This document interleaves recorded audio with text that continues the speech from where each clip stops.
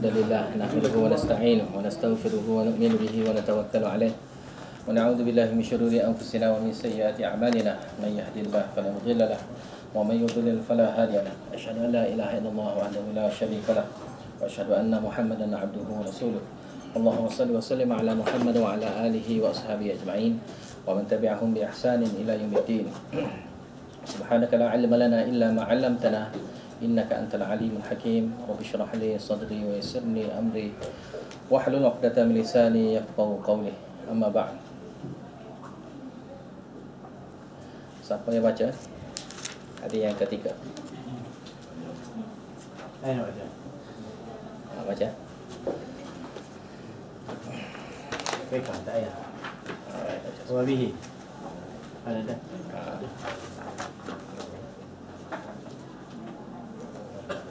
Wabihi qala. Wabihi qala haddatsana Yahya ibn al-Bukair qala haddatsana Akhbarana.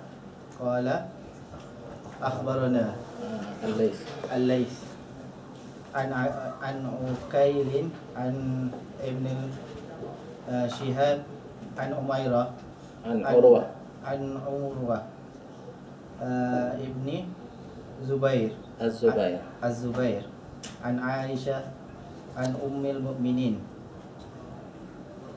annaha qalat awwala ma budi'a bihi Awwalu ma budi'a bihi qala Rasulullah sallallahu alaihi wasallam. Kena tengok tu lafaz lain tu. Kena tengok tadi tu.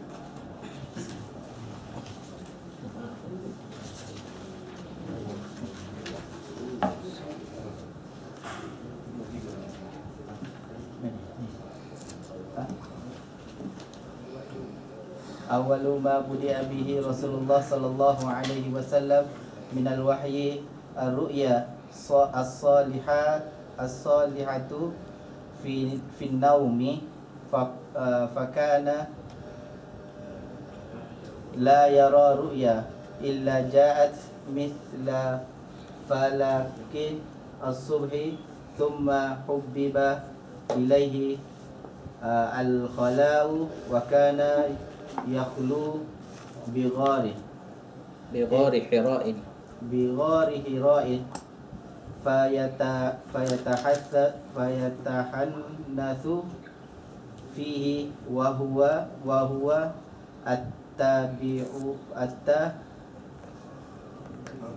at-ta'abbudu al-layaliya zawati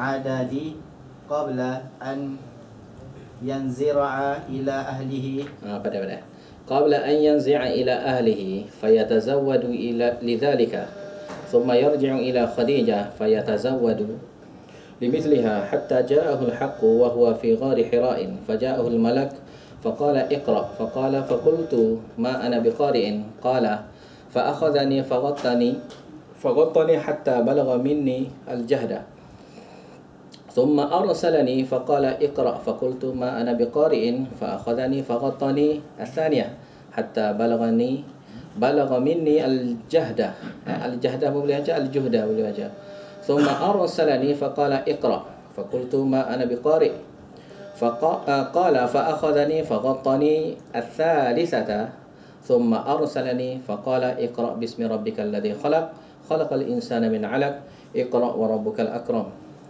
فرجع بها رسول الله صلى الله عليه وسلم يرجف فؤاده فدخل على خديجة بنت خويلد رضي الله عنها فقال زملوني فزملوه حتى ذهب عنه الروع فقال لخديجة وأخبرها الخبر لقد خشيت على نفسي فقالت خديجة كلا والله ما يخزيك الله أبدا إنك لا تصل الرحم وتحمل الكلة وتكسب المعدوم وتقري الضيف وتعين على نوائب الحق فانطلقت به خديجة حتى أتت به ورقة ابن نوفل ابن أسد ابن عبد العزى ابن عم خديجة وكان امرأ تنصر في الجاهلية وكان يكتب الكتاب العبراني فيكتب من الإنجيل بالعبرانية ما شاء الله أن يكتب وكان شيخا كبيرا قد عمي فقالت له خديجة يا ابن عمي اسمع من ابن أخيك فقال له ورقة يا ابن أخي ماذا ترى؟ فأخبره رسول الله صلى الله عليه وسلم خبر ما رأى، فقال له ورقة هذا الناموس الذي نزل الله على موسى يا ليتني فيها جذعة يا ليتني أكون حيا إذ يخرجك قومك. فقال رسول الله صلى الله عليه وسلم أو مخرجيهم؟ قال نعم لم يأتي رجل قط بمثل ما جئت به إلا عودي وإن يدركني يومك أنصرك نصرا مؤزرا. ثم لم ينشب ورقة أن توفي وفطر الوحي. وبه قال حدثنا يحيى بن بكير dengan sanad daripada Al-Bukhari, berkatanya Al-Bukhari telah menceritakan kepada kami Yahya bin Bukair.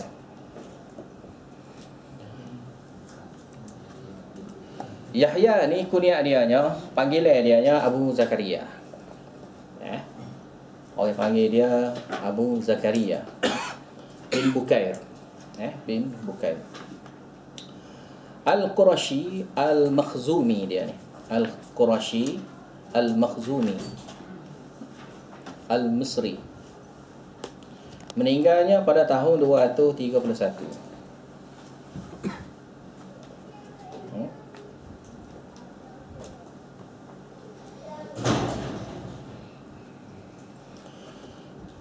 Bukair situ bukan ayah dia. Bukair, Yahya bin Bukair.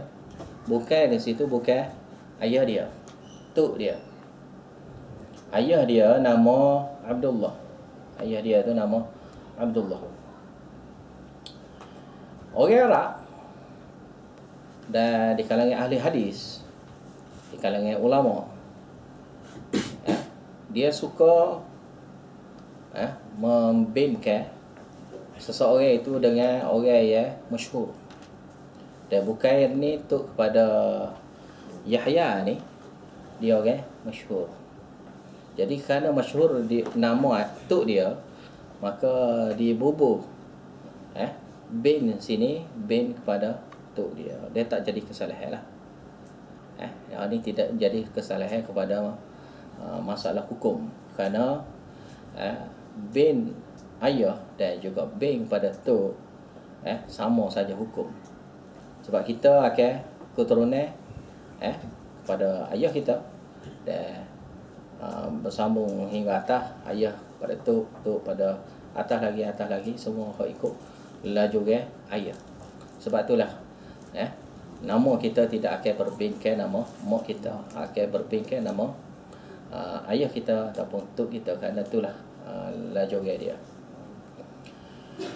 Jadi biasalah gini berlaku di dalam nama-nama perawi hadis, semata-mata kerana masyhur dan juga semata-mata untuk mudah kenal.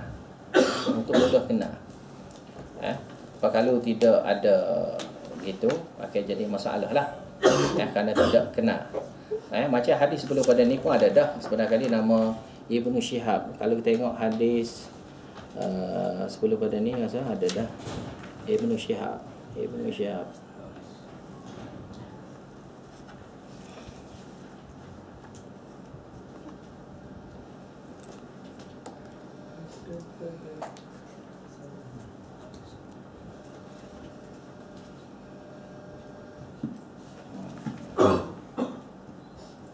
Kau kita mengajar tempat lain tu.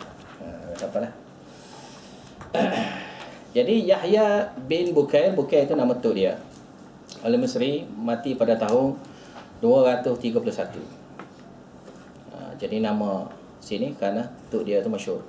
Qala, dia berkatanya, haddatsana Al-Laits, menceritakan kepada kami Al-Laits. Al-Laits ini Laits bin Sa'ad bin Abdurrahman Al-Fahmi. Al-Laits bin Sa'ad bin Abdurrahman Al-Fahmi. Orang alim besar negeri Mesir. Dia ni di kalangan tabi'in. Mana dia mufti besar Mesir pada ketika zaman dia.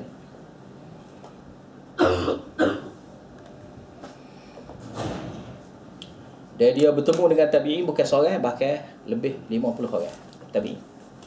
Dia bertemu mengaji dengan lebih 50 orang tabi'in. Dia ni Al-Laits. Dan Al-Laits ni suhu dia sehingga seolah-olah boleh dijadikan mazhab Al-Laits. Mazhab Al-Laits.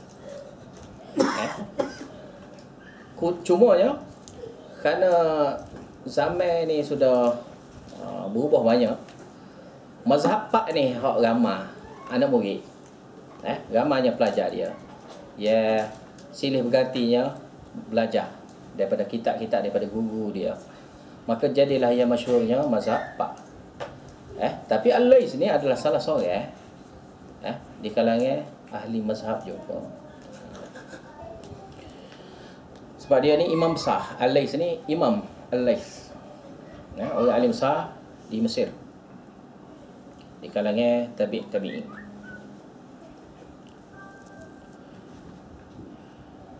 Sini ada sebutnya dia beranak pada tahunnya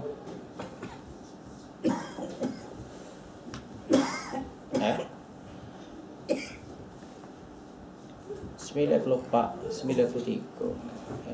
93.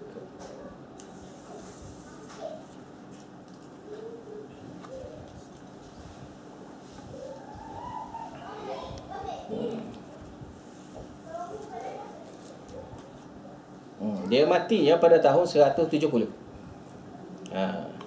Cuma beranak dia ni tahun 94, 93. Mati pada tahun 170.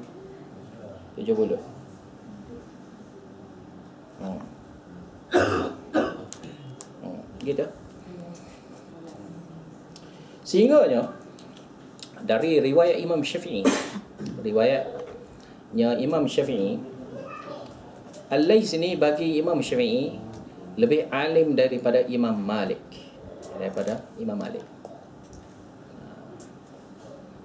Dan dia dua tu sama kuat lah.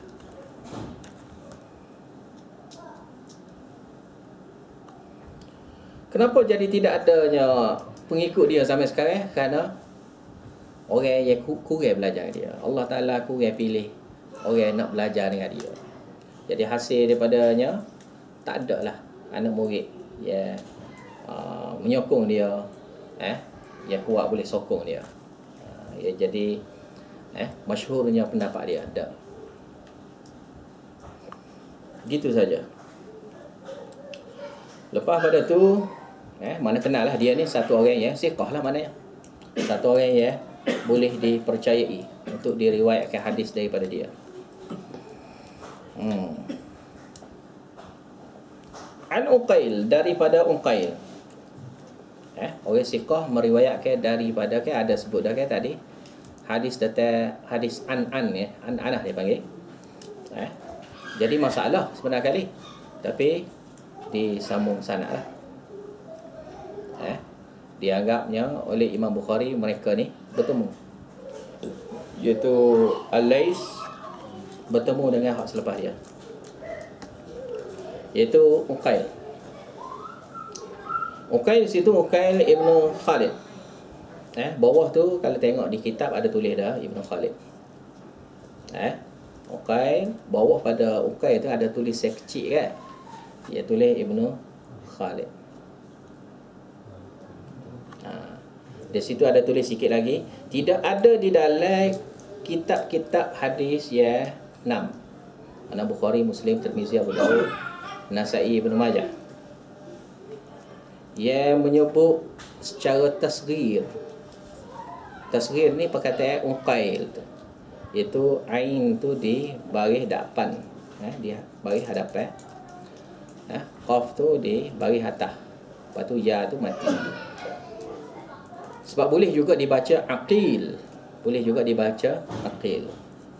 Jadi Imam Bukhari, dalam riwayat Imam Bukhari tidak dibaca Aqil, nama yang sama dibaca Uqail bin Khalid. Sama ada Aqil bin Khalid, orang yang sama juga. Aqil bin Khalid, orang yang sama. Uqail bin Khalid, orang yang sama.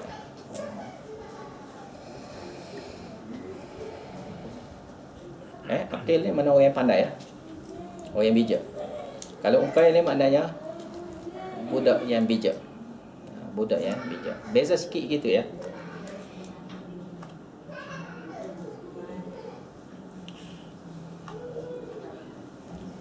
Ni mati pada tahun 141.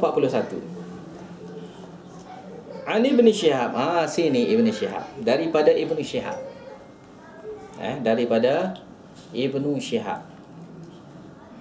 Tadi saya ada beritahu dari Ibn Syihab tadi. Ibn Syihab sini dia adalah Abu Bakar. Abu Bakar. Abu Bakar. Orang panggil dia Abu Bakar. Nama dia adalah Muhammad bin Muslim. Bukan Ibn Syihab dia. Nama dia adalah Muhammad bin Muslim. Bin Ubaidillah. Muhammad bin Muslim bin Ubaidillah bin Abdullah. Ubaidillah bin Abdullah bin Syihab. Mana keturunan generasi berapa tu? Jadi orang panggil dia dengan gelar Ibnu Syihab. Dia bukan anak Syihab. Tuknya tuk dia tu Ibnu Syihab. Dia tu tuk pada tuk dia tu Syihab.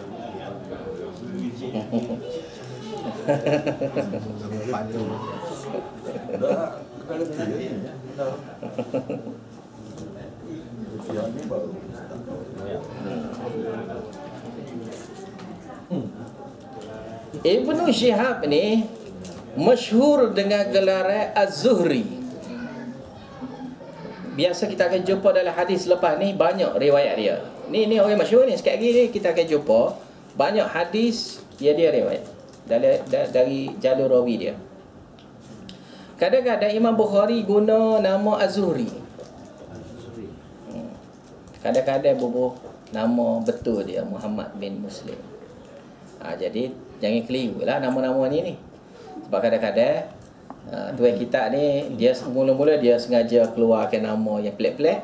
Lepas tu barulah dia keluar nama betul dia. Lepas tu dia guna pula nama gelaran dia Az-Zuhri. Orang yang sama, Az-Zuhri pun dipanggil, Ibnu Syihab pun dipanggil, dan nama dia pun Muhammad. Muhammad bin Muslim. Bin Ubaidillah bin Ubaidillah bin Abdullah bin Syihab.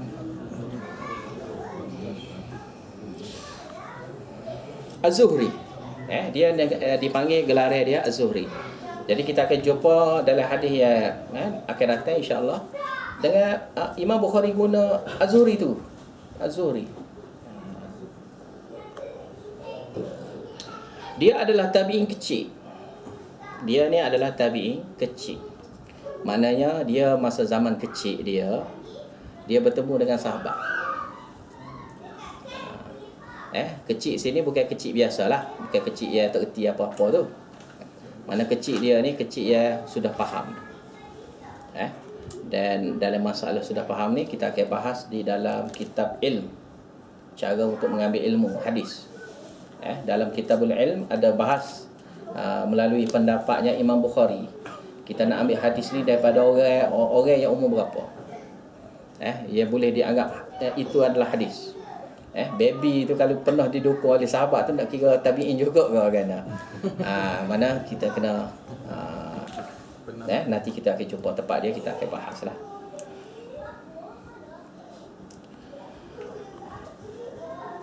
Ibnu Syihab tu pun tabi'in saghir an Urwah bin Zubair, daripada Urwah bin Az-Zubair. Urwah bin Zubair. Yang ni ada sebut dah kan nama dia tadi, jadi tak perlu ulang lah. Kena tengok hadis ya sebelum dia lah. Nama penuh dia sudah dibagi tahu. Bin Az-Zubair. Az-Zubair tu bin Al-Awwam. Ayah dia tu adalah sahabat Nabi, sahabat besar. An Aisyah ummul mukminin, daripada Aisyah ummul mukminin radhiyallahu anha, annaha qalat, dia pernah berkatanya, sungguhnya dia pernah berkata, awwalu ma budi'a bihi Rasulullah sallallahu alaihi wasallam min al-wahyi ar-ru'ya salihah. Benda yang pertama sekali, benda yang permulaan, benda yang awal sekali, yang mula-mula berlakunya wahyu kepada Rasulullah sallallahu alaihi wasallam adalah ar-ru'ya as-salihah, mimpi yang bagus. As-salihah mana mimpi yang bagus. Disebut as-salihah ni mana isyarat pada benda yang bagus saja. Dia macam kita tengok dalam ayat Quran kan, wal 'asri innal insana lafi khusr illa alladhina amanu wa 'amilus salihat. Wal 'asri demi masa, innal insan lafi khusr. Semua manusia dalam kerugian semua sekali. Manusia yang ada semua sekali ni atas dunia ni dalam rugi belaka. Semua sekali dalam kerugian. Illa kecuali orang ni saja yang tak rugi. Alladzina amanu, orang yang beriman. Dan iman banyaklah bahagian iman dia. Wa amilus salihat, dan juga yang amal salih. Amal salih ni amilus salihat, as-salihat sama saja dengan ni, as-salihah. Kita ada kan kata perempuan salihah. Perempuan salihah mana? Perempuan yang baguslah. Perempuan yang bagus, molek, baik. Jadi as-salih dengan mana baik. Jadi amilus salihat, amalan salih. Bila sebut kata amalan salih, amalan-amalan yang disyariatkan oleh Allah Ta'ala. Amalan yang tidak disyariatkan tidak dipanggil amal salih. Bahkan itu dipanggil amal talih. Talih, sad diganti dengan ta, jadi talih. Talih ni mana? Tak betul. Amalan yang tak betul, tak molek. Jadi amalan yang tak molek tidak bolehnya dianggap sebagai amal salih. Tak kira lah kita kata comel, molek ke macam mana pun, tak akan jadi molek, tak akan jadi comel dah. Sebab benda yang comel jadi comel kan, benda yang bodoh tak akan jadi comel dah. Tai tu tak akan jadi nasi dah, mana boleh jadi nasi. Jadi kalau tai tu jadi nasi, jadi masalah lah. Orang kata bid'ah boleh dibuat jadi apa, jadi hasanah hasanah tu mana solihah lah, mana boleh jadi solihah. Tai tu dia boleh ubah jadi makan lah.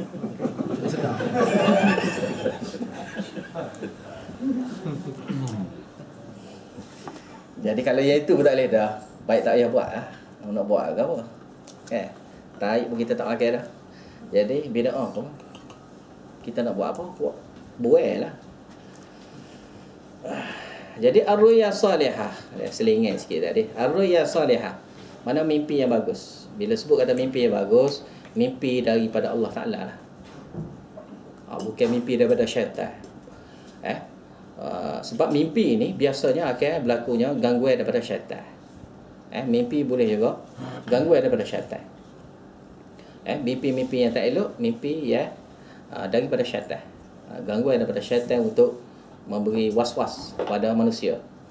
Tapi kalau mimpi yang salihah ni, mana mimpi yang Allah Ta'ala dengan sengajanya memberi mimpi itu kepada Nabi Muhammad SAW, maka ni dipanggil ru'ya salihah, diistilahkan oleh Aisyah. Finnaum itu mimpi ketika tidur lah, bukan mimpi ketika sedar ke apa. Sedar ni tak panggil mimpi. Mimpi ni mana isyarat pada tidur lah. Sebab ru'ya dalam bahasa Arab dengan mana lihat. Dan lihat sini boleh juga dengan makna berfikir, pandangan. Dan ru'ya juga dengan makna mimpi boleh. Jadi bila sebut ar-ru'ya salihah fin naum, mana sini dia akan jadi mimpi. Seperti mana bahasa Melayu lah. Bahasa Melayu kita panggil mimpi. Tapi orang Arab sama perkataan dia ru'ya. Ru'ya dengan makna pandangan. Ru'ya dengan makna penglihatan. Pandangan ni mana buah fikiran. Mana buah fikiran pun boleh ru'ya. Ru'ya dengan makna penglihatan pun boleh. Ataupun dengan sangkaan pun boleh dipanggil ru'ya. Dan ru'ya yang dimaksud ke sini adalah ru'ya adalah mimpi. Ru'ya fil naum mana mimpi. Mimpi ketika tidur. Dan sebut kata ru'ya salihah, benda tu betul-betul dilihat oleh Nabi sallallahu alaihi wasallam di dalam mimpi, dalam tidur dia. Bukan kata dia lihat dengan keadaan macam mimpi kita. Kadang-kadang kita tak ingat kita mimpi apa, tapi kita boleh bagi tahu lah lebih kurang kan mimpi tu. Tapi secara detail kita tak boleh bagi tahu. Dalam keadaan macam mana kita tak boleh bagi tahunya secara detail mimpi kita tak boleh bagi tahu. Ya kita boleh bagi tahunya sikit-sikit adalah orang ni mari ke, orang tu mari ke, ada buat itu, ada buat ini, pakai baju warna apa ke, lebih kurang sikit-sikit boleh lah. Tapi kalau detail-detail sangat tu tak boleh. Jadi Nabi pula, Nabi mimpi dia, dia nampak dalam tidur dia itu, dia nampak tu dengan secara jelas. Dan secara jelas tu akan diberitahu selepas ni. Fakana la yara ru'ya, dan dia ni tidak bermimpi illa ja'at, melainkannya datangnya mimpi itu misla falaqis subh. Falaqis subhi. Falaqis subhi ini mana pancaran apa? Cahayanya subuh. Cahayanya apa ni waktu fajar, subuh.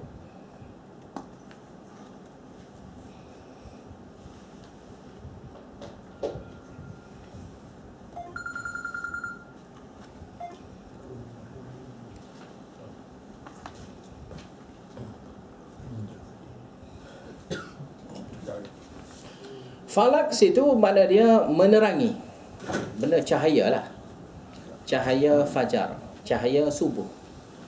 Bila masuk waktu subuh akan nampaknya cahaya kan. Maka cahaya tu cahaya putih tu. Yang mula-mula tu putih, lama-lama bila nak habisnya subuh tu akan jadi color kuning, merah, merah, lepas tu kuning. Jadi yang mula-mula tu warna putih, mana cerah. Maksud sini adalah kiasan saja. Perkataan sini dengan mana bukanlah mimpi tu jadi macam cahaya gitu dah. Mimpi cahaya nak faham macam mana? Tak faham lah. Sebab ni adalah kiasan. Kiasan. Orang Arab memang dia suka bercakap dengan cara kiasan. Orang tu macam rimau. Macam rimau bukanlah dia ada kuku. Bukanlah dia ada ekor. Bukanlah dia tu belah. Tapi kadang-kadang garang dia tu macam harimau lah. Jadi ni dipanggil perkataan kiasan biasalah. Orang Melayu pun guna juga perkataan kiasan. Jadi sini adalah kiasan. Kiasan sini maksud apa? Kiasan sini maksudnya cahaya tu mana terang ataupun jelas. Mana berita yang sampai pada Nabi SAW daripada mimpi itu ataupun wahyu daripada mimpi itu adalah mimpi ataupun wahyu yang jelas, bukan wahyu berbentuk keliru. Sini Aisyah sengaja terang kerana takut kita silap faham. Kita silap faham mimpi ini adalah mimpi jenis keliru. Bila keliru, Nabi Muhammad SAW memberi tahu ilmu kepada kita, ilmu berbentuk mimpi yang keliru. Jadi agama yang ada dengan kita ni adalah agama yang keliru dah. Bahkan agama yang yakin. Dia panggil ilmu yaqini. Ilmu ni dia ada ilmu yang zanni, ilmu bentuk sangkaan. Biasa untuk sangkaan ni pada benda mimpi apa ni, ilham adalah bentuk sangkaan. Tapi bila ilmu ni kepada Nabi SAW, ilmu sini adalah ilmu yaqini, ilmu yang dengan yakin. Bukan ilmu yang bentuk sangkaan, mungkin betul mungkin salah, dah. Pakai ilmu yang daripada Nabi SAW adalah ilmu berbentuk ilmu yaqini, ataupun kita panggil dalil qat'i.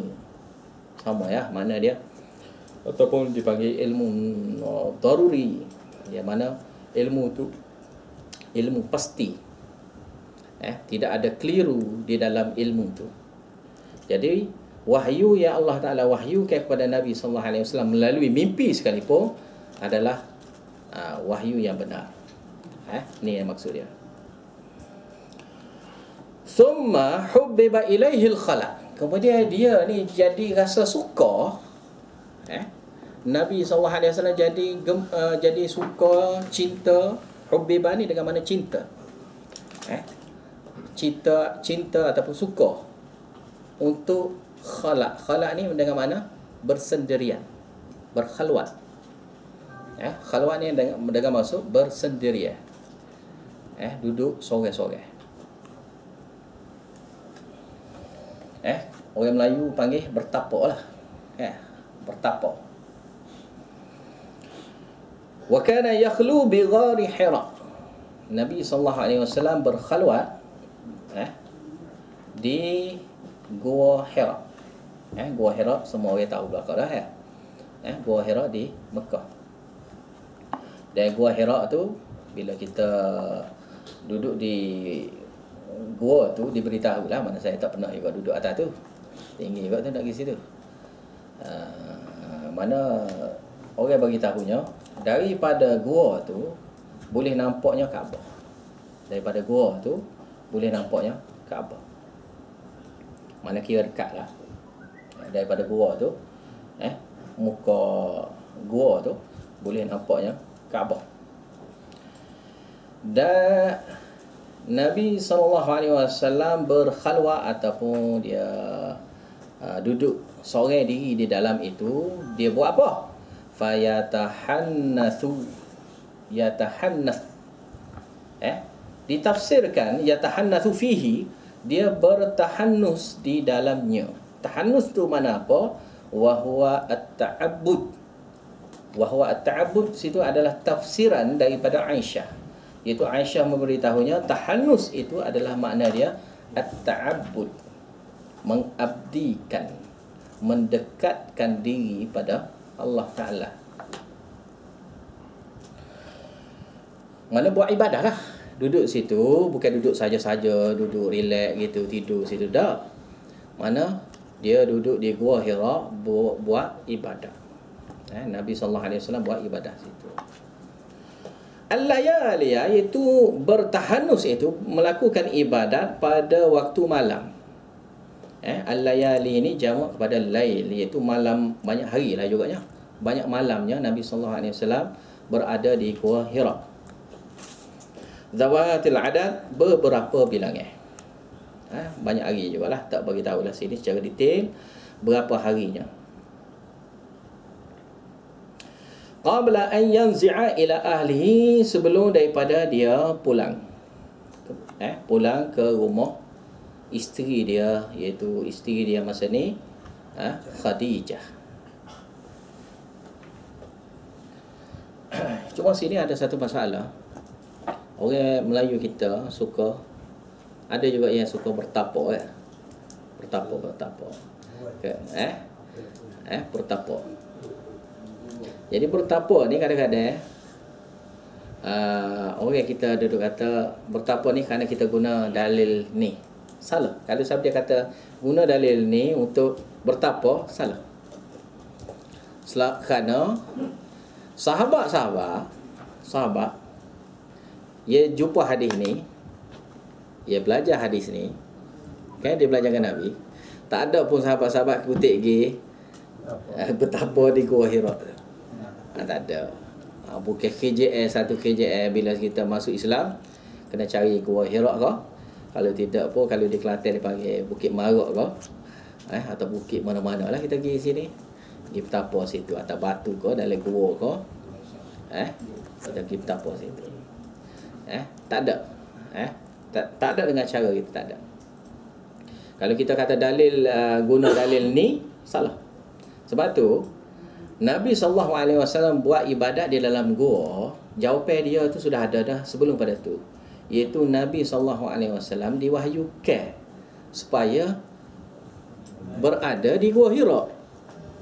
Diwahyukan, bukan dia puas-puas duduk saja nak pergi lepok di Gua Hira dah.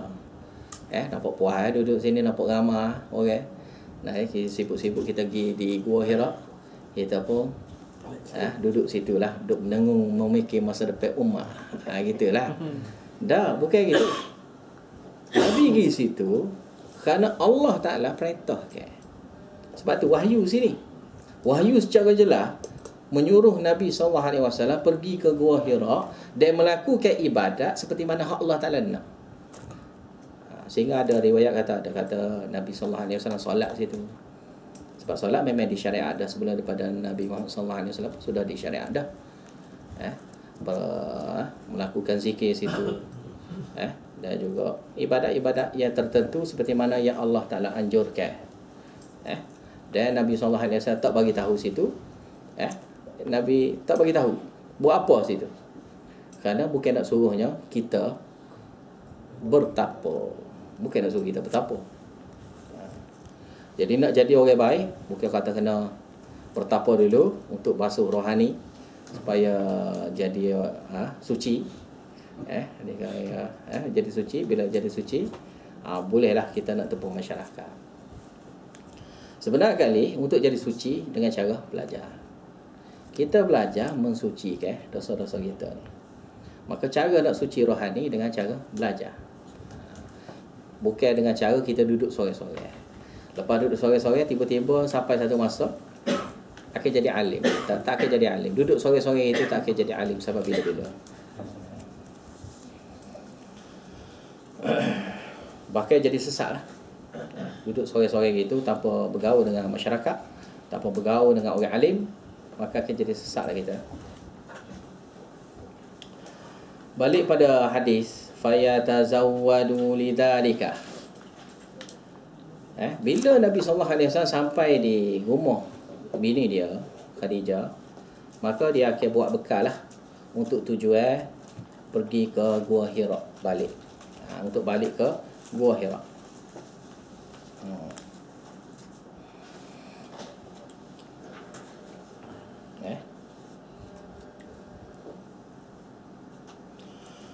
Summa yarji'u, kemudian dia balik pula.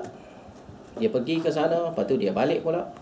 Ila Khadijah fayatazawwadu limithliha.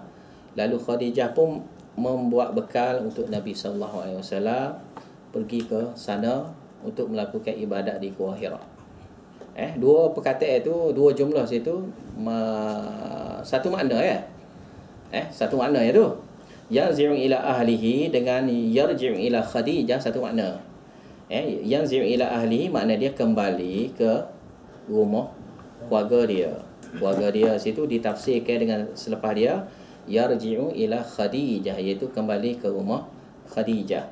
Lepas tu fayatazawwadu lidzalika, dengan fayatazawwadu limithliha satu makna ya. Bila digabungkan dengan satu makna, orang Arab nak bagi tahu benda tu berlaku banyak kali. Bukan sekali, banyak kali. Dia berada di Gua Hira, bertapa di Gua Hira, kemudian dia balik. Kemudian dia ambil bekah, dia pun pergi sana balik. Dia pergi ke Gua Hira, lepas tu dia balik. Lepas tu dia pergi, balik dia pergi. Mana banyak kali. Hatta ja'ahul haq, sehinggalah datangnya kebenaran.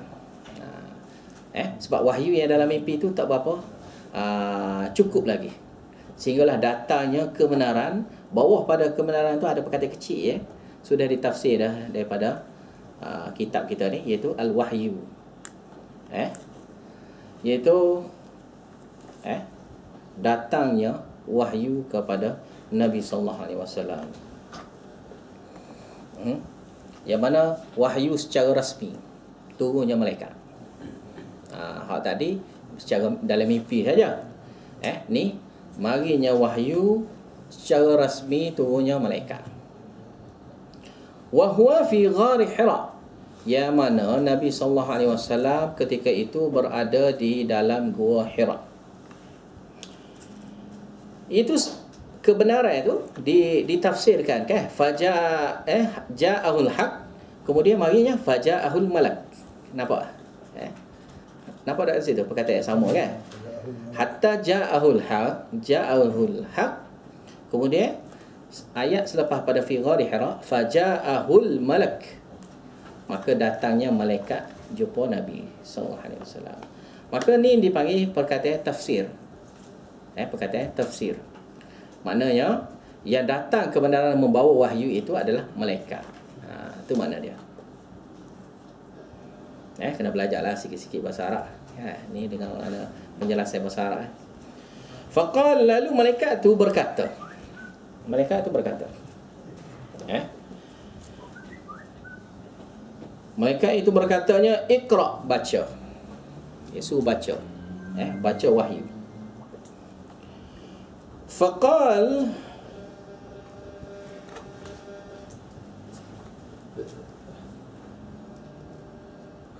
maka berkatanya Nabi SAW memberitahu berita ini kepada Aisyah, daripada Khadijah dan juga Aisyah, kerana berita ni sampai kepada Aisyah, berita ni daripada Aisyah ni. Faqultu, lalu aku berkata, iaitu Nabi SAW berkata, ma ana biqari, aku ni tidak pandai membaca. Ma ana biqari, mana aku tak pernah pandai. Aku buta huruf. Aku tak pernah pandainya membaca sebelum pada ni.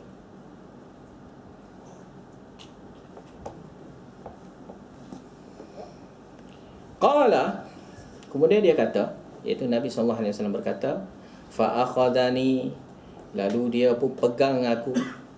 Jibril pegang aku. Malaikat tu adalah malaikat Jibril. Jibril boleh baca, Jibrail pun boleh baca. Lalu Jibril pun pegang aku, faghattani, lalu dia peluk aku. Pegang peluk aku. Ghatta ni mana isyarat peluk dengan kuat. Peluk tu bukan peluk biasa, peluk dengan kuat.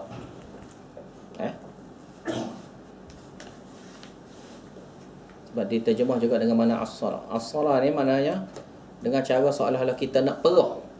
Nak perah kain ke apa ke. Seolah-olah macam tu. Bila macam nak perah ni mana kuat lah. Hatta balagha minni al-juhda, sehinggalah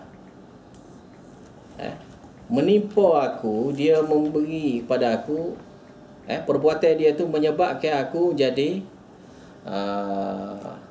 susah. Al-juhda dengan mana? Susah. Susah pun boleh, letih pun boleh, sakit pun boleh, berat pun boleh. Semua dengan mana juhd. Sakitnya, beratnya, susah.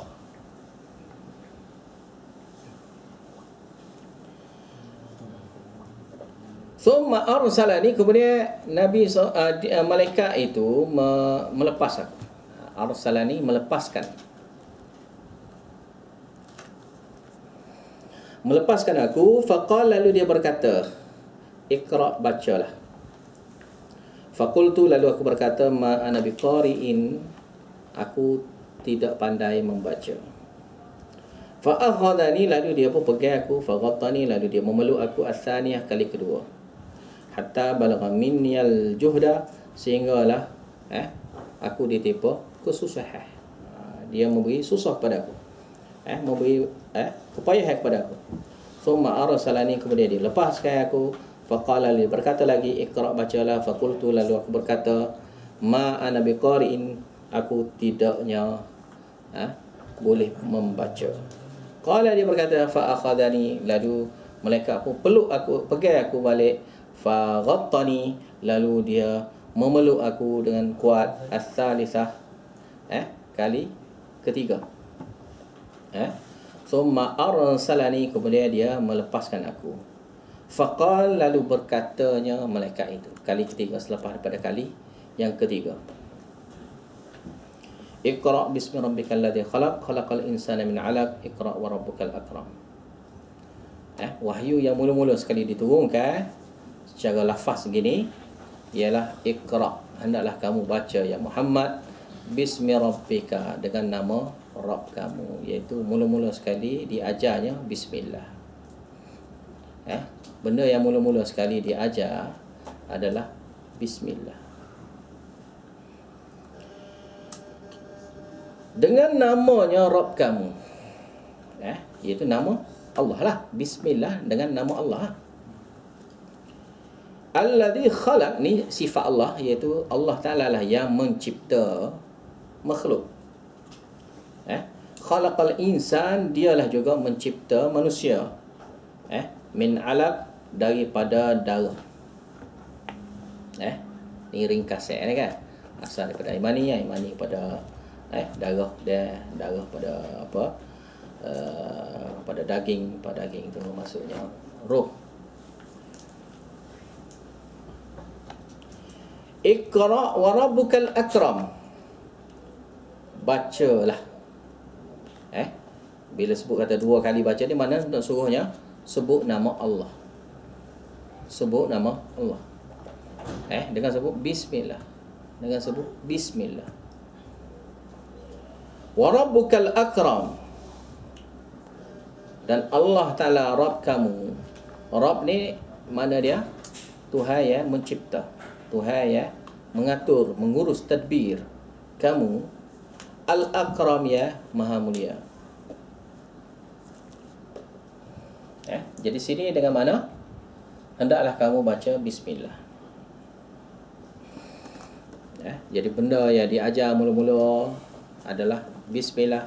Jadi kita dalam belajar pun kita baca bismillah. Apa saja tindak tanduk kita pun dengan bismillah.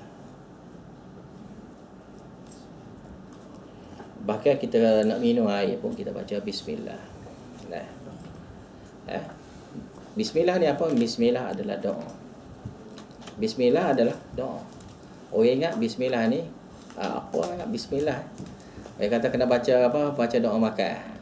Doa makan, doa minum kan? Doa makan adalah bismillah. Doa minum adalah bismillah. Doa makan pun bismillah. Doa minum pun bismillah. Sebab yang Nabi SAW ajar adalah bismillah. Hendaklah kamu makan bismillah. Dengan bismillah. Nabi kata, makanlah dengan tangan kanan. Dah, bacalah bismillah. Baca bismillah. Makan itu baca bismillah. Nabi tak suruh kita baca, kamu nak makan? Allahumma barik lana fima razaqtana wa qina adzabannar. Ada. Waktu riwayat mana? Yang sahihnya bismillah. Yang sahih bismillah. Kita makan, kita minum, bismillah. Kita belajar, bismillah. Kita buka kitab, bismillah. Kita buat apa pun, bismillah. Kita nak baca Fatihah pun, kita baca bismillah. Gitu.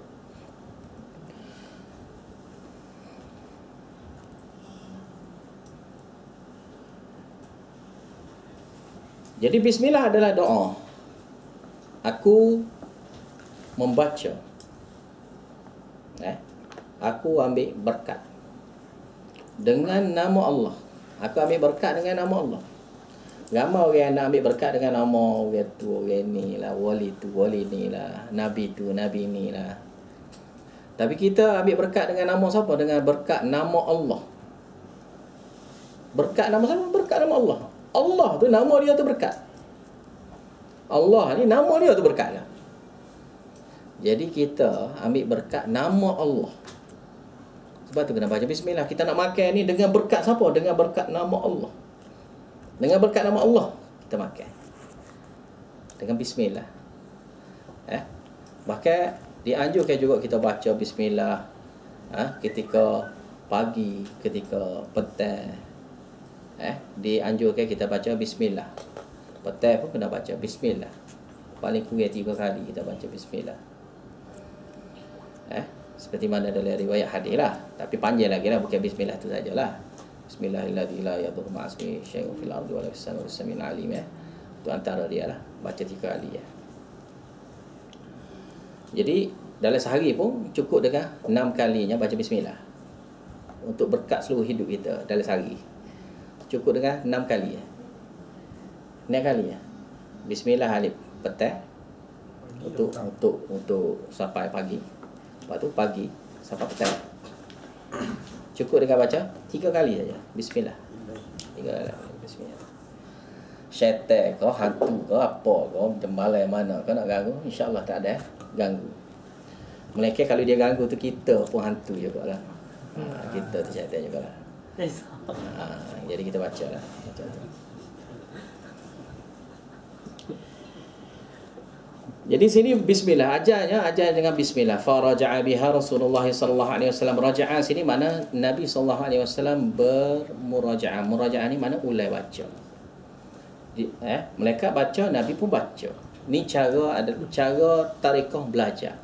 Belajar bila guru baca, kemudian pelajar baca.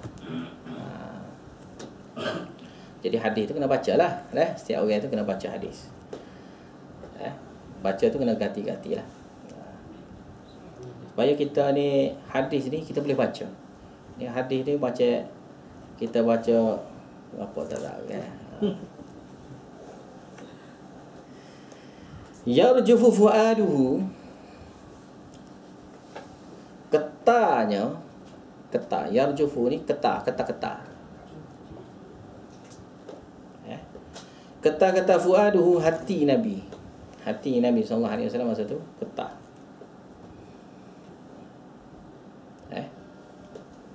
Ketah sini mana takut lah. Ketah takut. Dalam riwayat lain, ketahnya di kawasan buah dir. Bawadir.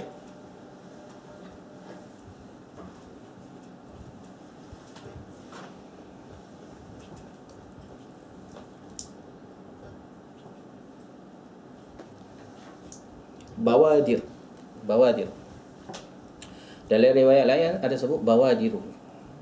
Bawadir ni maknanya ketah di kuasa bahu dan juga di kuasa leher belakang. Ketah. Apa? Ketah. Boya. Itu Nabi SAW baca dalam keadaan terketah-ketah, menggigil, takut. Takut. Dan takut ni adalah sifat manusia. Dan Nabi Muhammad SAW ni manusia. Dan memang layaknya Nabi SAW kadang begitu. Kadang-kadang orang kita ni kata Nabi Muhammad ni bukan manusia. Nabi Muhammad ni macam makhluk lain. Cahaya. Makhluk lain lah. Bukan manusia. Bila bukan manusia, tak ada lah benda-benda itu, tak ada. Bahkan kita nafikan Nabi Muhammad SAW adalah manusia. Ada kelebihan tertentu, itu pun tidak banyak lah. Dari segi jasmani dia adalah kelebihan sikit untuk menghadapinya wahyu. Lepas tu yang lain lebih kurang. Contohnya bergusti. Nabi SAW pandai bergusti. Sehingga orang yang pandai bergusti, Nabi masa tu tutup muka dia bergusti. Jadi orang itu orang pandai lah dalam bergusti ni. Bila bergusti itu Nabi kalahkan dia, maka orang itu nak tahu lah siapa dia orang itu. Bila buka tu Nabi Muhammad SAW adalah diriwayatkan hadis begitu. Jadi itu adalah isyarat kepada beberapa perkara saja yang Nabi SAW ada kekuatan sikit sebanyak. Walaupun kuat, masa peperangan Uhud pun Nabi SAW luka berdarah. Tak ada lah Nabi SAW kebal ke apa. Maka dia tetap manusia.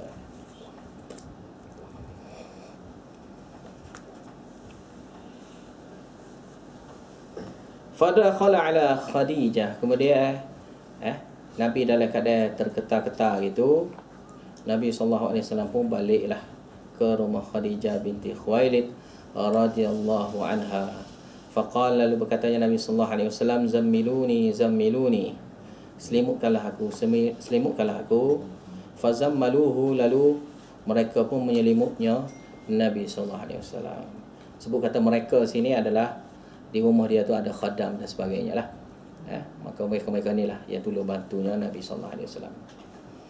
Hatta dhahaba anhu ar-raw, sehinggalah Nabi SAW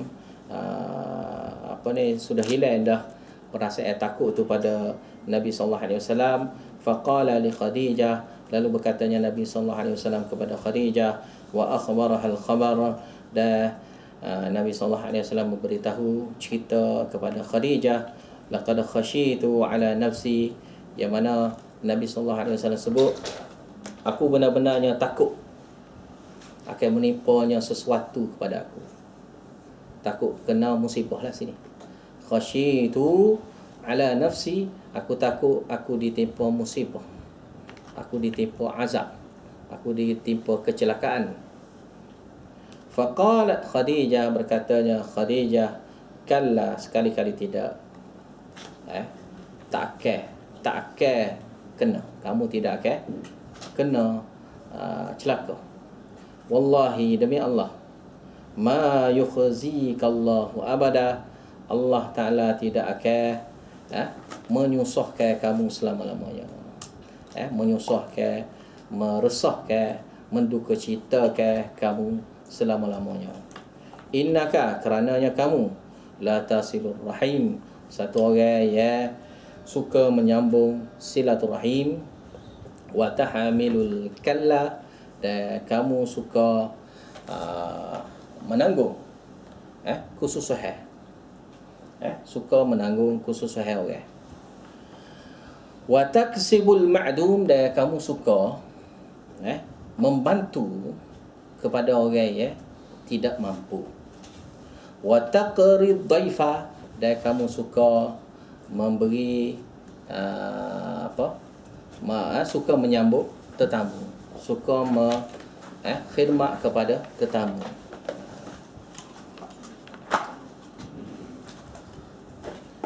Ini luahlah taqrid dhaif, dengan mana suka memberi makan kepada tetamu, memberi tempat tidur kepada tetamu, memberi tempat berteduh kepada tetamu, memberi minum kepada tetamu. Semua ni adalah betul taqrid. Benda yang menyenangkan kepada tetamu. Wa tu'inu ala nawaibil haq, dan kamu juga membantu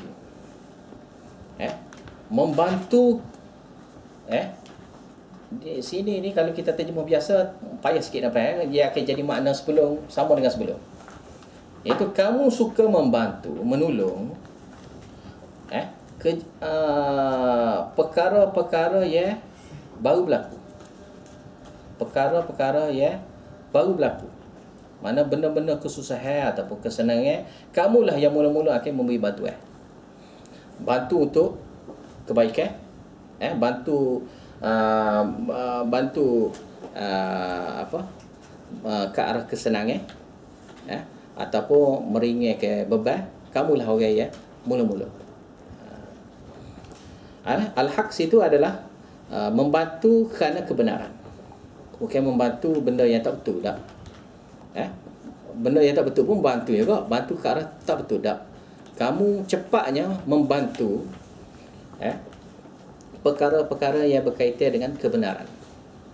Benda yang kebenaran, Nabi SAW ni suka bantu, dan dia ni orang yang mula-mula bantu.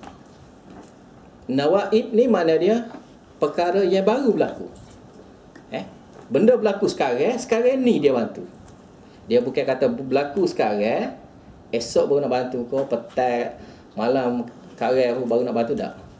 Sekarang dia bantu dia sekarang, tak tanggung. Makna nak sama tapi tidak sama dengan hak sebelum. Fantalaqat bihi Khadijah, lalu Khadijah membawa perginya Nabi SAW, bawa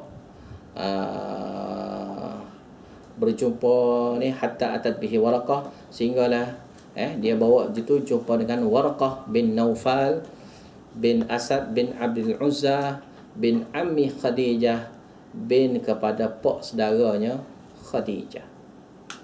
Jadi dia ni kira-kiranya berkaitan dengan cicit-cicitnya kepada Khadijah lah. Wa kana imra'an tanassara. Waraqah bin Naufal ni adalah satu orang yang beragama Nasrani. Tanassara ni isyarat kepada, ada dalam ayat Quran kan, ya ayyuhalladzina amanu kunu ansarallah. Katanya Nabi Isa, wahai orang yang beriman, katanya Allah Ta'ala, wahai orang yang beriman, hendaklah kamu menjadi pembantu-pembantu agama Allah Ta'ala. Kama qala Isa bin Maryam, seperti mana berkatanya Isa bin Maryam. lil hawariyin, kepada golongan hawariyin, teman-teman ataupun sahabat setianya Nabi Isa. Man ansari ila Allah, siapa yang ingin menolong aku. Ansari itu perkataan ansar tadi, menolong, membantu aku. Kerana Allah. Lalu jawabnya dia, nahnu ansarullah. Qala al-hawariyun, berkatanya hawariyun dalam surah As-Saff ni, nahnu ansarullah, kamilah ansarullah. Maka digelar mereka ni sebagai golongan Nasara. Digelar mereka ni golongan Nasara. Tapi kalau zaman sekarang panggil Kristian, tak ada makna yang hebat. Kalau Nasara, satu makna yang hebat. Kalau Kristian, tak ada. Christ tu ialah tak ada hebat pun kalau setakat guna Kristian, kan. Bahkan hak sebenarnya dia Nasara. Sebab Nasara ni dia ada pembantu setia Nabi Isa AS, untuk membantu Allah, membantu agama Allah, untuk menegakkan agama Allah. Jadi dia ni Tanasara, dia ni adalah golongan Nasara. Mana orang baguslah dia ni, iaitu Waraqah bin Naufal. Fil jahiliyah, pada zaman jahiliyah, orang yang tak erti agama, orang yang ketandusan ilmu agama wahyu, dia orang yang gerti, dia orang yang pandai tentang ilmu wahyu, tapi melalui kitabnya Injil, melalui kitab Injil dan juga kitabnya Taurat lah. Kalau Nasara dia kitab Injil, Injil pun kalau hak syariah kitab Taurat. Wa kana yaktubul kitab al-Ibrani, dia ni adalah orang yang pandai menulis kitab ataupun surat. Kitab pun boleh terjemah, buku pun boleh terjemah, surat pun boleh kita terjemah kat situ, kitab. Kadang-kadang kalau kita sebut kitab ni besar gini baru panggil kitab. Kalau kecil panggil apa? Nota ke apa kan? Tapi orang Arab semua sekali tu dia panggil kitab. Surat satu helai pun dia panggil kitab. Jadi kitab Ibrani, kitab bahasa Ibrani, bahasa Yahudi lah.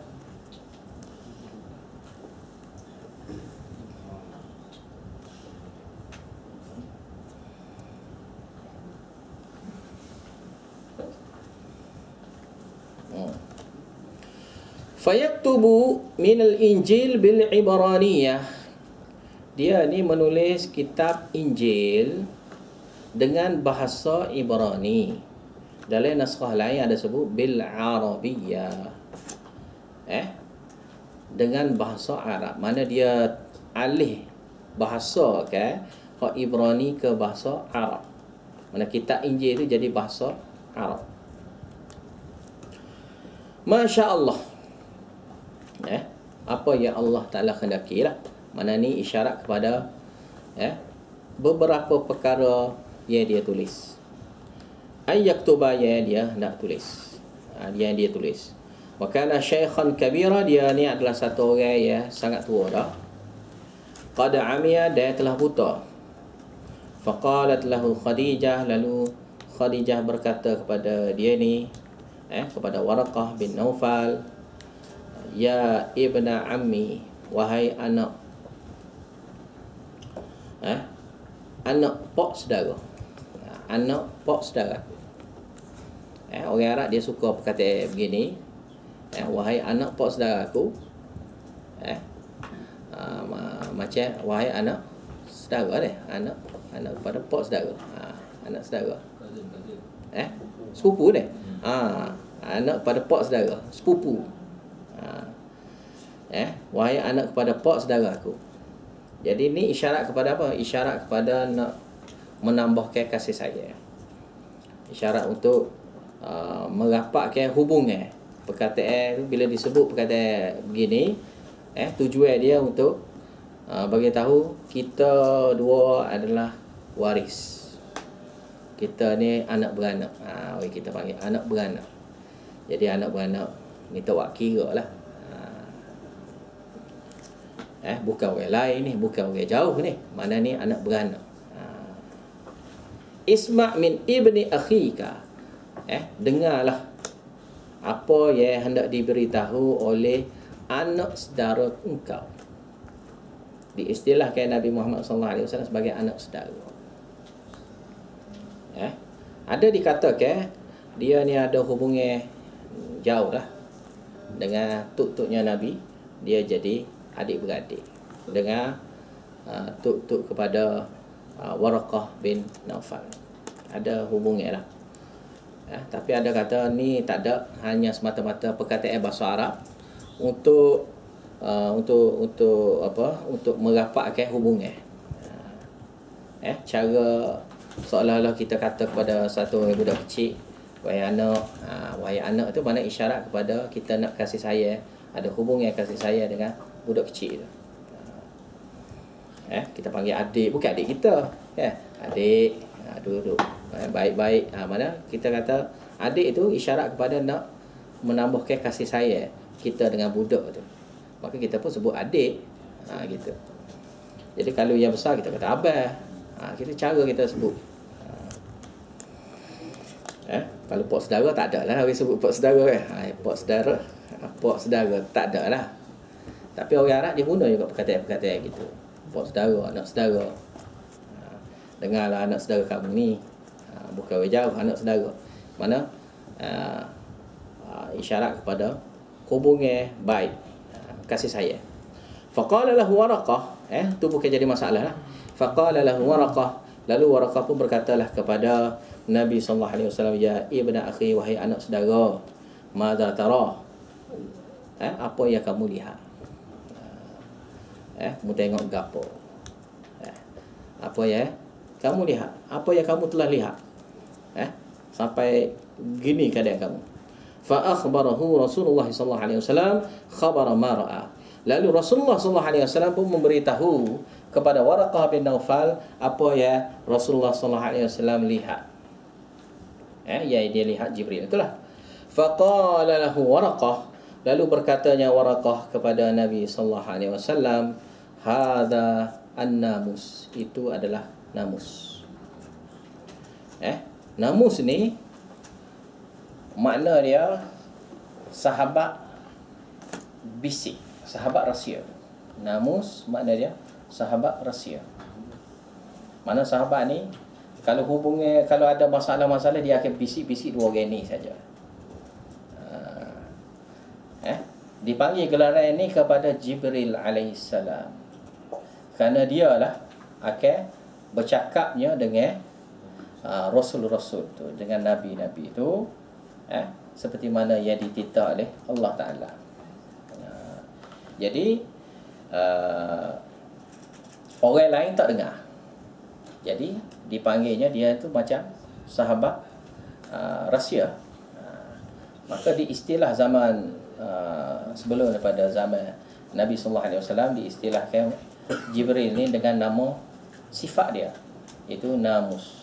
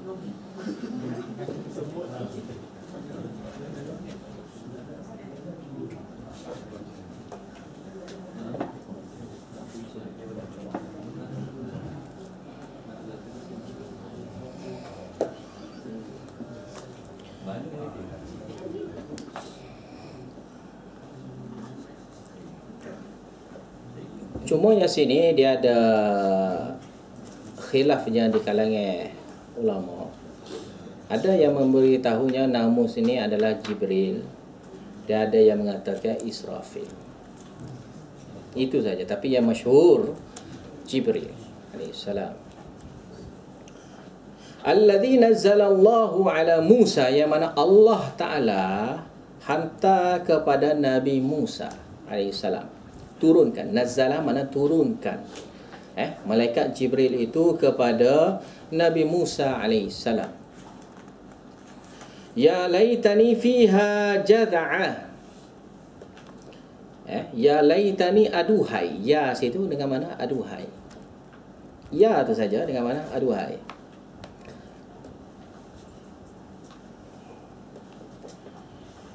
Laitani, sekiranya aku.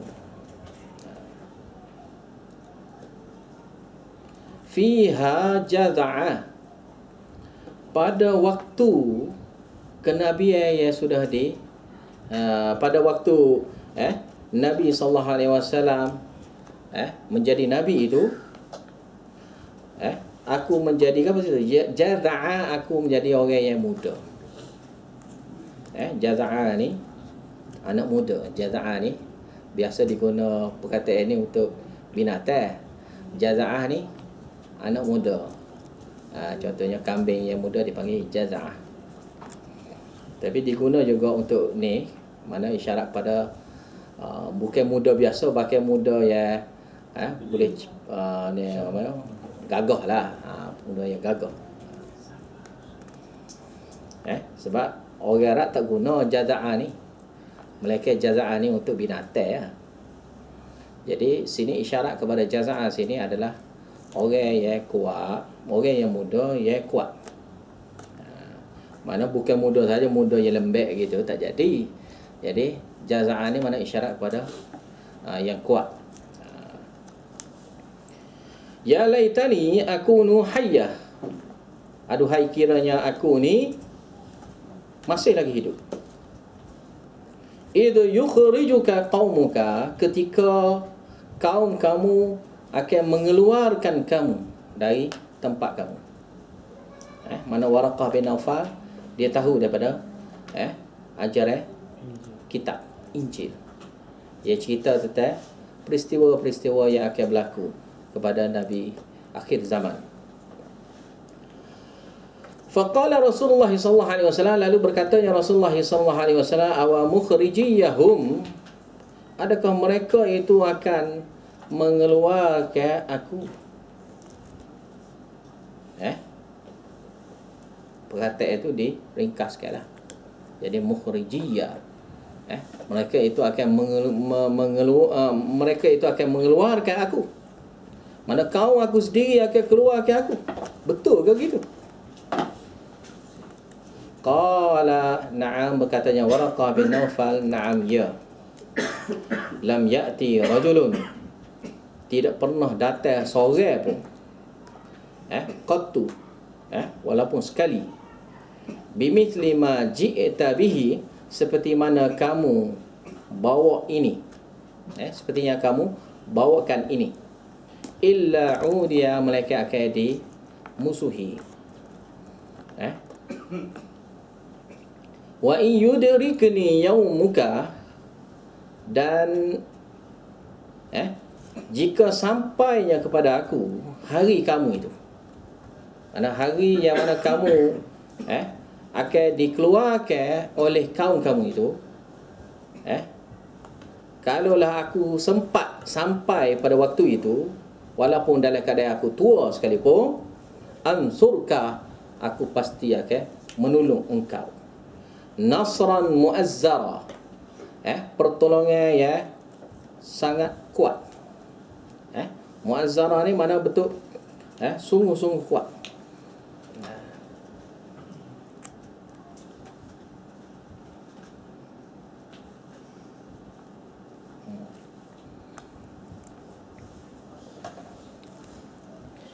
Dia seumpama dengan muazzara ni isyarat macam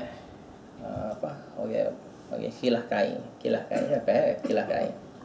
Kita pakai kain pelekat, kita kilah kain. Jadi bila kita nak berlari ke, ada nak tangkap orang ke, kita akan kilahkan itu, kilahkan supaya mudahnya kita nak lari apa semua tu. Maka dipanggil istilah muazzarah. Muazzarah ni isyarat kepada aku akan usaha dengan cara apa sekalipun akan tolong engkau. Itu makna dia. Thumma lam yanshab waraqa an tuwfiya. Kemudian tak lama kemudiannya tak sempatlah seperti mana yang dikatakan oleh Waraqah bin Naufal, dia pun meninggal. Dia ni tua. Tua dah. Meninggalnya Waraqah bin Naufal. Wa fataral wahyu, maka terhentinya wahyu seketika. Fataral wahyu ni mana berhenti. Berhenti wahyu sebentar.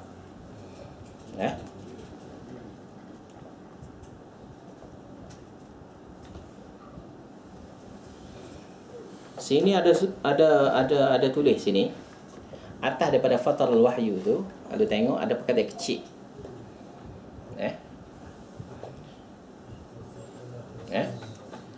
Iaitu selama 3 tahun. 3 tahunnya berhenti wahyu. 3 tahun tak turunnya wahyu.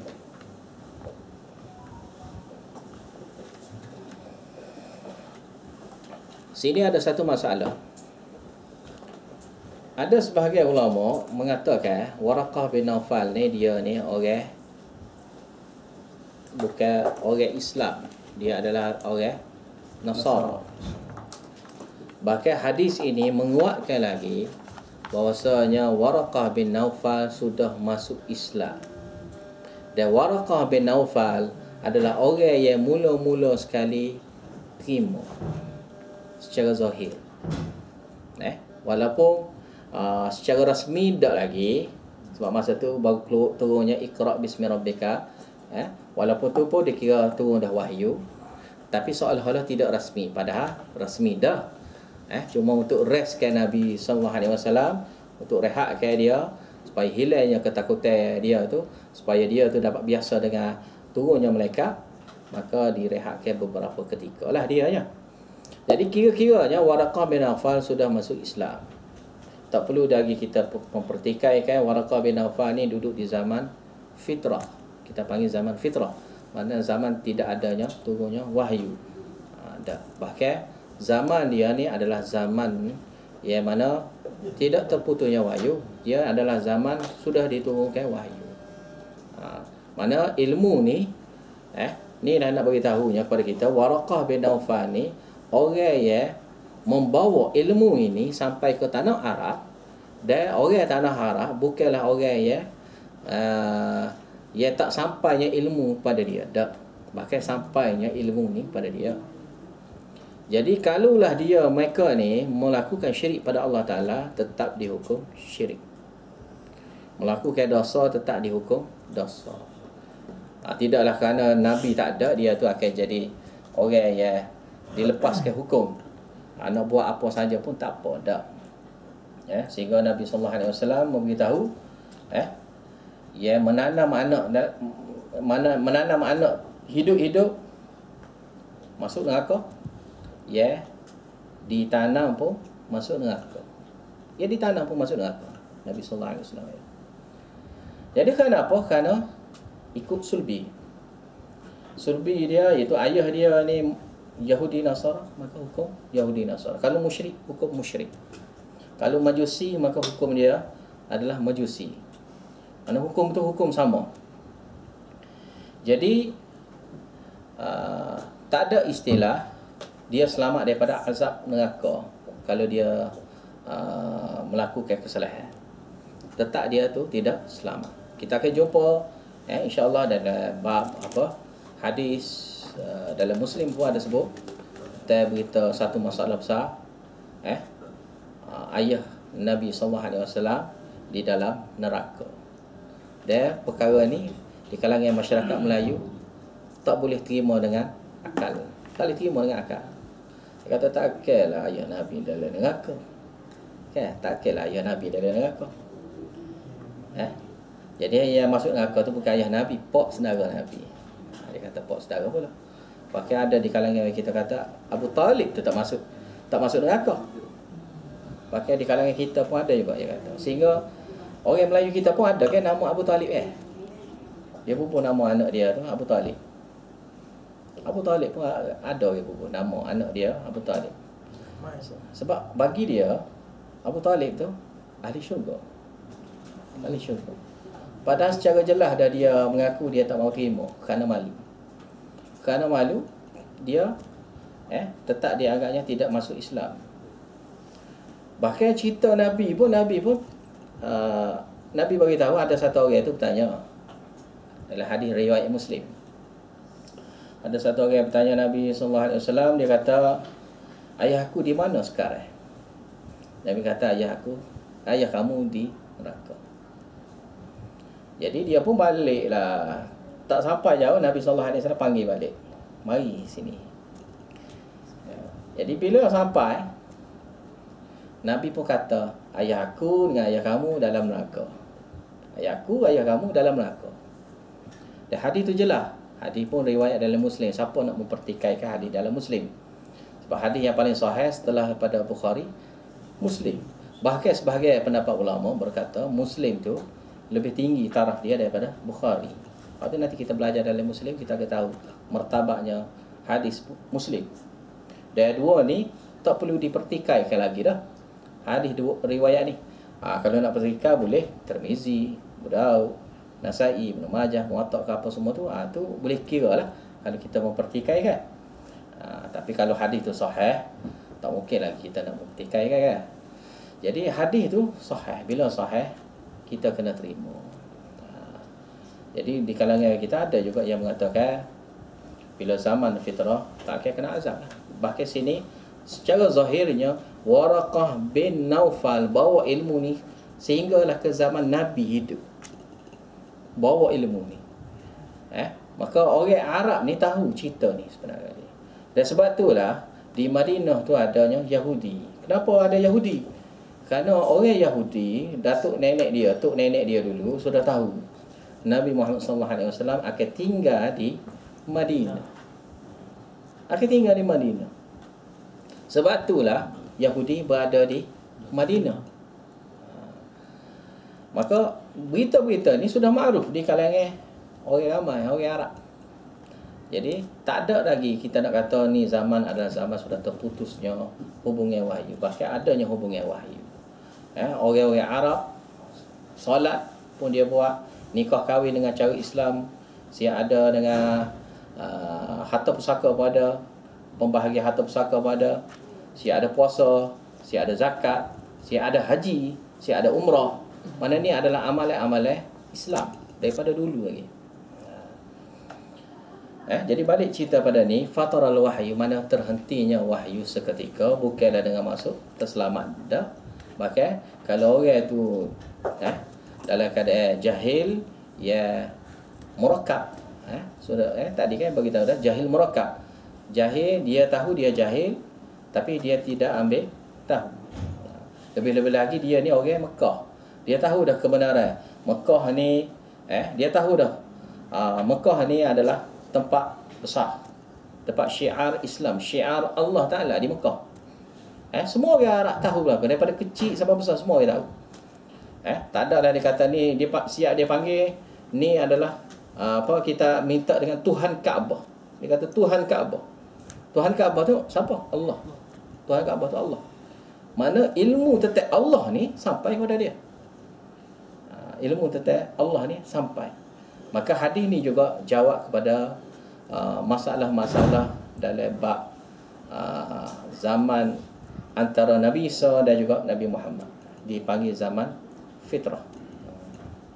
Hadis ni juga sebagai jawapan.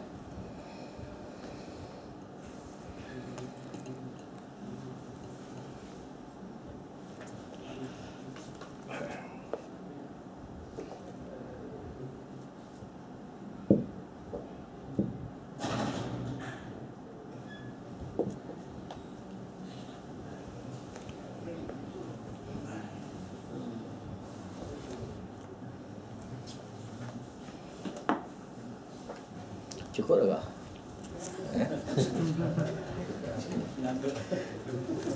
Tulisan kecil bawah tu apa? Tafsir. Tafsir. Tafsir daripada ustaz-ustaz yang mengajar kita ni. Jadi dia tulis. Jadi daripada wali Allah.